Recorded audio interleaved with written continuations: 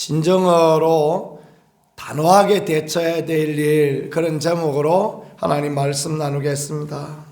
하나님은 사랑의 하나님이십니다. 성경은 하나님을 사랑의 하나님으로 그렇게 표현하고, 그 사랑의 절정은 우리 주 예수 그리스도의 십자가입니다. 하나님이 그 아들을 죽이시기까지 우리를 사랑하셨다라는 것은 변할 수 없는 하나님의 사랑을 우리에게 보여주시는 것입니다. 구약에서 애굽에 종되었던 자리에서 이끌어내신 하나님, 그 애굽의 종되었던 자리에서 이끌어서 하나님의 약속의 땅, 하나님이 보살피시는 땅 가나안으로 하나님의 백성을 이끌어 주신, 그것도 주님의 놀라운 사랑과 은혜를 우리에게 잘 보여주는 그런 말씀이 되어지겠습니다. 그런데 화평케 하는 자 복이 있다 말씀하시던 하나님, 그 사랑의 하나님께서 단호하고 진정 결단력 있게 그렇게 대처해야 될 일에 대해서 하나님 말씀하시는데, 어떤 사람들에 대해서 그런가라는 것이 오늘 말씀입니다. 13장 1절에 너희 중에 선지자나 꿈꾸는 자가 일어나서 이적과 기사를 내게 보이고, 이렇게 말씀했습니다. 여기 선지자나 꿈꾸는 자는 하나님의 말씀을 전하는 사람, 하나님의 이름으로 예언하는 사람, 그런 사람을 말하는 것이 아닙니다.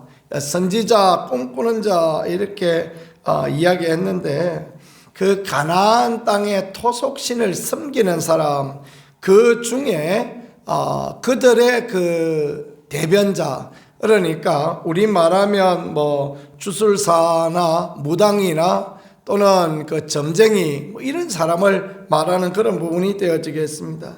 그런 사람이 이적과 기사를 이루고 너희 알지 못하던 다른 신들을 우리가 따라 섬기자, 그렇게 말할 때, 이럴 때 단호하게 대처하라 라고 그렇게 하나님께서 말씀하시고 가르쳐주고 있습니다. 이유는 무엇이겠습니까? 이 땅에서 이적과 기적은 나타날 수 있지만 영혼을 살리지 못하고 그들이 영원한 나라의 소망을 주지 못하는 그런 부분이며, 참신이 아닌 가짜신이기 때문에 하나님께서 그렇게 말씀하신다라는 것입니다. 그래서 5절에 그런 선지자나 꿈꾸는 자는 죽이라 라고 그렇게 하나님께서 말씀하십니다. 하나님의 약속의 땅에, 하나님의 그 은혜의 땅 가나안에서 선지자나 꿈꾸는 자가 일어나지 못하도록 하나님께서 그렇게 하시기를 원하십니다. 그래서 이방신을 섬기게 하고 사람을 이렇게 유혹하고 또 사람을 멸망에 빠뜨리는 그런 존재들을 완전히 멸망시킴으로써 하나님 백성이 영적인 아름다운 풍토를 만들어가고 영적인 귀한 환경을 만들어가기를, 하나님만 섬기는 그 자리에 서기를 하나님께서 말씀하시는 그런 부분입니다. 고등학교 친구 중에 참 특별한 친구가 있었어요. 그 심시성을 가진 친구였는데, 그 친구가 그 남녀 호랑교라는데 흠뻑 빠져 있었습니다.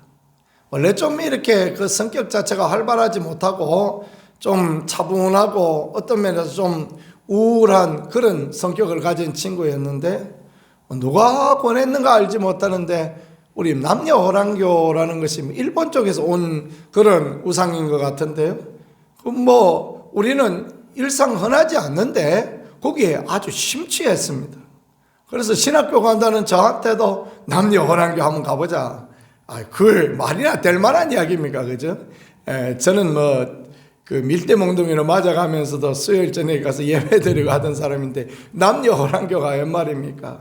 근데 그 친구가 늘 하던 말이 뭐냐 하면, 남녀 호랑교 안에도 거기에도 예언도 있고 치유도 있다는 것입니다.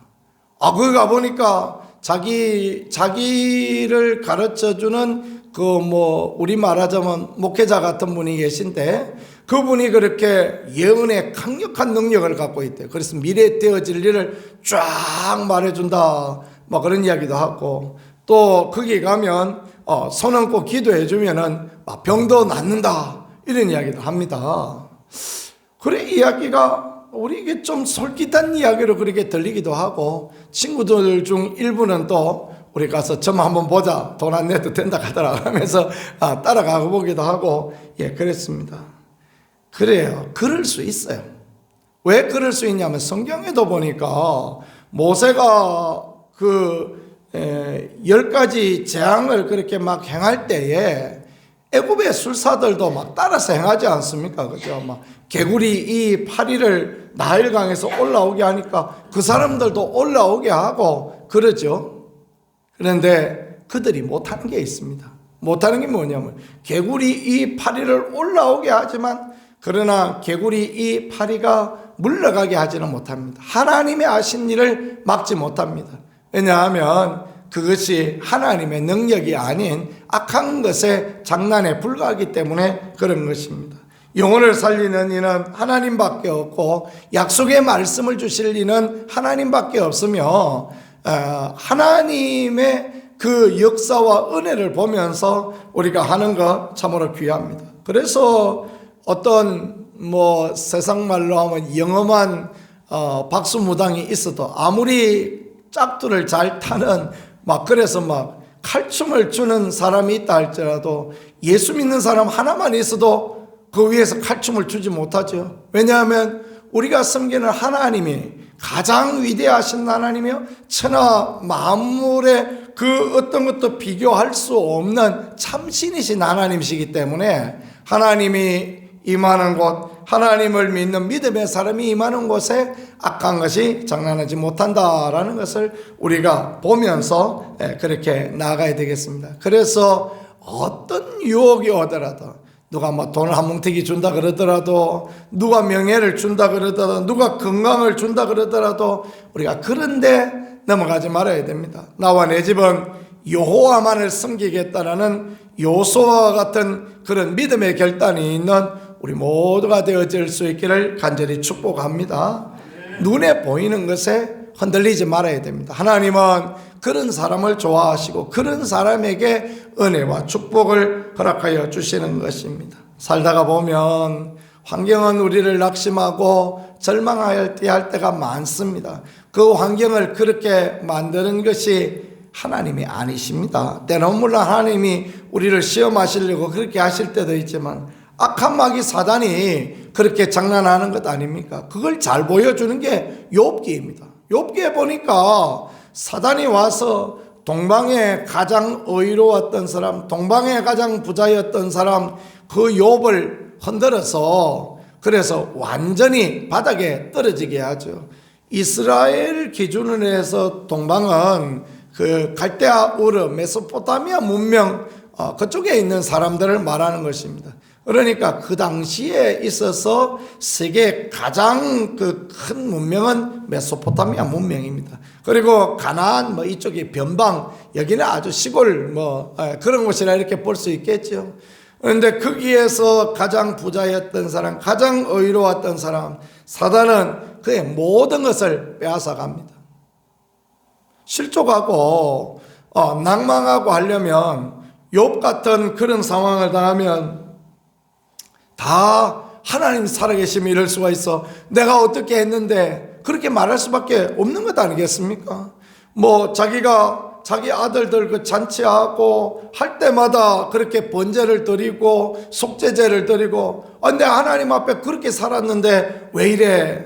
그 말을 할 것인데 욥이 그 말 하지 않지 않습니까? 욥이 귀한 것은요, 주신 자도 여호와시요 취하신 자도 여호와시니 여호와 이름을 찬송을 받을지라 그렇게 믿음을 고백해요. 하나님이 주셨다, 가져가신 것도 하나님이 하나님이 다 가져가셨는데 하나님 이름만 높임을 받는다. 그 하나님이 중심의 믿음, 하나님 중심의 고백, 하나님은 그런 것을 기뻐하시고 그에게 은혜를 더하여 주셨습니다. 그래서 우리가 눈에 보이는 것에 이끌리지 않고 오직 하나님의 약속의 말씀을 붙들고 하나님만 의지하고 나가는 게 너무너무 소중한 그런 믿음이 되어지겠습니다. 과감하게 결단해야 될 두 번째 대상들은요, 내 어머니 아들 6절입니다. 곧 내 형제나 내 자녀나 내 품의 아내나 너와 생명을 하는 친구가 가만히 너를 깨어 이르기를 너와 내 조상이 알지 못하는 다른 신을 섬기자 그러거든. 이 사람들에 대해서도 과감하게 결단하고 9절에 너는 용서 없이 그를 죽이되 이렇게 말씀했습니다. 그런 유혹하는 넘어뜨리는 존재가 있거든. 형제라 할지라도 형제를 어떻게 죽입니까? 그렇죠? 형제를 죽일 수가 없는 거 아닙니까? 내 자녀는 뭐 더하죠. 형제보다 더한 게 자녀죠. 내 품의 아내는 더 참 소중한 존재 아닙니까? 친구, 어떤 존재가 너를 깨워서 하나님을 멀리하고 다른 신을 섬기자 할 때 그때 용서 없이 그를 죽이라. 참 냉정하십니다. 그렇죠? 왜 그러냐 하면 우리를 살리기 원하시는 하나님의 그 깊은 사랑, 이것은 하나님께서 과장하여 말씀하시는 것입니다. 막 그렇다고 여보 우리 절에 한번 가볼까? 막 아내를 때려 죽여버리고 그러면 되겠습니까? 그죠? 그런 말씀이 하는 게 아니라 과감하게 분명하게 그런 이야기 듣지 말고 아무리 자녀라 할지라도 아무리 친구라 할지라도 과감하게 그 결단하고 끊어내고 관계를 정리해야 된다라는 것들을 그렇게 말씀해 주시고 가르쳐 주시는 그런 부분입니다. 여호와에게서 너를 꿰어 떠나게 하려고 한 자다 그렇게 하나님 말씀하셔서 너는 돌로 쳐 죽이라 라고 그렇게 말씀하십니다. 그 다음에 13절에 보니까 너희 가운데 어떤 불량배가 일어나서 성읍 중민을 유혹하여 이르기를 너희가 알지 못하는 다른 신들을 우리가 가서 섬기자 그렇게 말한다. 여기 불량배다 표현했는데 다른 표현으로 하면 영향력이 있는 사람, 유력한 사람 이렇게 표현하면 되겠습니다. 그런데 유력한 사람, 영향력이 있는 사람인데 왜 불량배라 표현했겠습니까? 그것은 그 사람이 우리의 영혼을 멸망시키고 우리의 영혼을 망하게 할 그런 존재이기 때문에 하나님께서 불량배다 이렇게 표현하셨는데요. 아무리 유력한 사람, 영향력이 있는 사람이 하나님을 떠나서 다른 신을 섬기자 그렇게 할지라도 그거 따라가지 말고 15절에 너는 마땅히 그 성읍 주민을 칼날로 죽이고 그렇게 말씀하십니다. 그리고 진멸하라라고 말씀하세요. 그 가축을 칼날로 진멸하고 이렇게 15절에 말씀하십니다.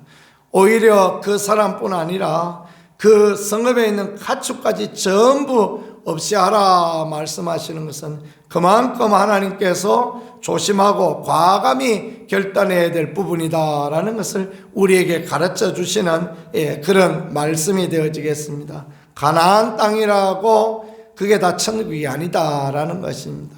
교회 아니라고 해서 다 천사는 아니다라는 그런 부분 아니겠습니까?